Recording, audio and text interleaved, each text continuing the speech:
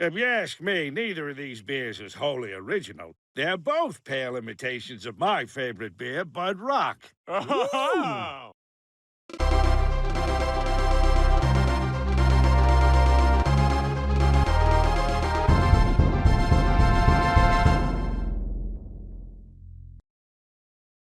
Just a bit of a disclaimer here, this isn't a rant, this isn't a review, this is just a video of me voicing my concerns for this specific topic, so I hope you hear me out on this, but I'd welcome your thoughts and opinions in the comments too. I think it's no secret that I adore the cartoon community, whether it be the content or the creators. Even before I joined the YouTube space, I spent my days admiring creators like Veridis, phantomstrider, and Pan Pizza from afar, wanting to do what they did in my own unique way. Why am I starting off with this? Well, it's mostly because while this isn't necessarily a big issue with the majority of the members in this community, this has been a sort of issue with most of the cartoon community social media space for quite a while. So let's talk about Gravity Falls.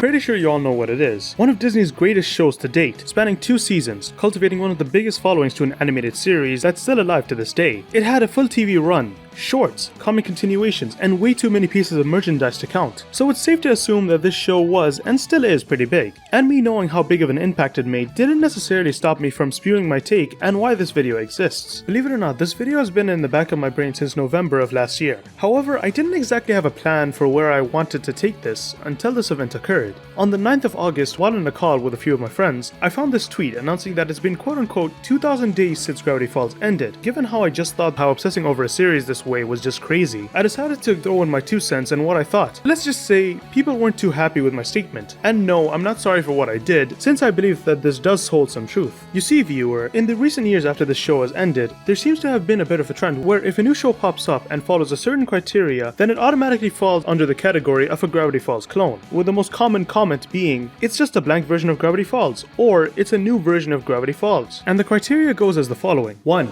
Main character must be in a new world or location. 2. Main character must have run-ins with the supernatural. 3.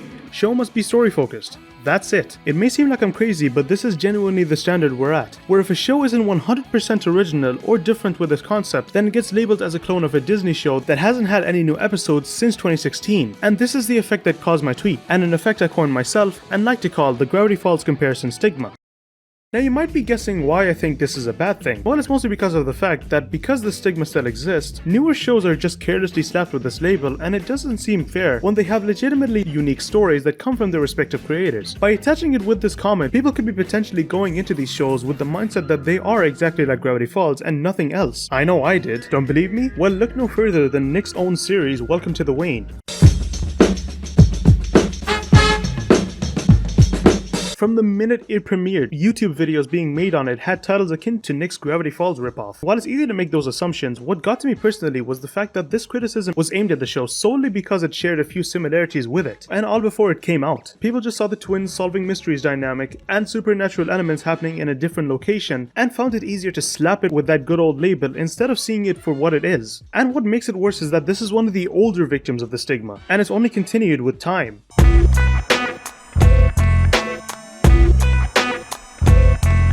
Victor and Valentino stars 2 twins solving mysteries in their local town while living with their relative and having run-ins with the supernatural. Sounds familiar? The exact same criteria used to judge a show and slap that label on it once again. Thankfully, at least, regarding this situation, people were smart enough to not let the show have the same fate as Welcome to the Wane. What's interesting is that these are both shows that have 2 things in common, funnily enough. That being that they seem to have come out in the midst and after the ending of Gravity Falls, and are both from different networks, CN and Nick. But it's even happening to Disney's newer works.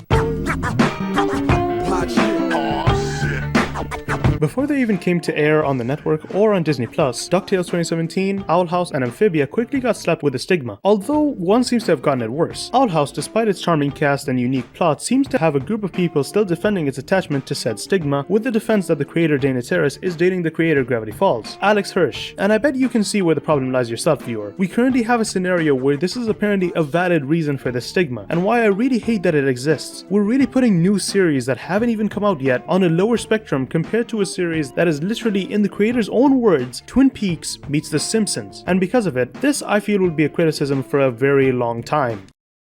So in the end, what was the point of this whole thing? Well, I guess what I'm trying to point out is that many people in the community should really stop putting 2010 series on such high pedestals, since it's cultivated a culture where nothing can truly be original on its own merits anymore, since many give these shows way too much credit. Some people in the community seem to have bred a culture where opinions can't be accepted and must be ridiculed. What's worse is that people won't give you the chance to explain yourself. They just see the big words and automatically assume the worst, thinking what you say devalues the media in question.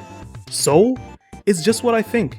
Hey, newsflash, people can think differently from others. I think Cat Dora was rushed. Does that devalue She-Ra as a whole? I personally didn't like Hootie as a character in the Owl House. Does that mean I hate the show? Of course not. If you find anyone like this, then take my advice, ignore them, and let your opinions be heard. As long as you stand by your opinions, it's all that matters. And I'm not ashamed to admit that until now, I was guilty of this as well. Seriously, go check out Team Creep for Life. As much as I like to mess with him for this type of stuff, he shows a lot of promise. Keep it up, my guy. Before I end this video, I have a final message to all of you. Creatives, don't be afraid to let your opinions be heard, no matter how different they are from the norm. As long as you're not hurting anyone, your thoughts on a piece of media is no more valid than anyone else's. To fans of these series, don't be discouraged by what I've said here. You can love whatever you want. The reason for making this video was to mostly speak out about my concerns while still being a fan of many of these series. But just don't be stubborn and shrug new material off as clones. You never know what you might enjoy. So yeah, that's pretty much it. I really want to promote some discussion on this topic. So if anything I said interested you or you disagree with it,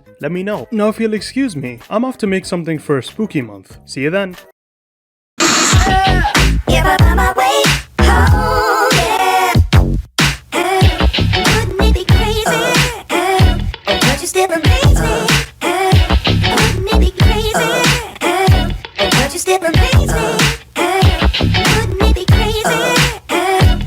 Step amazing.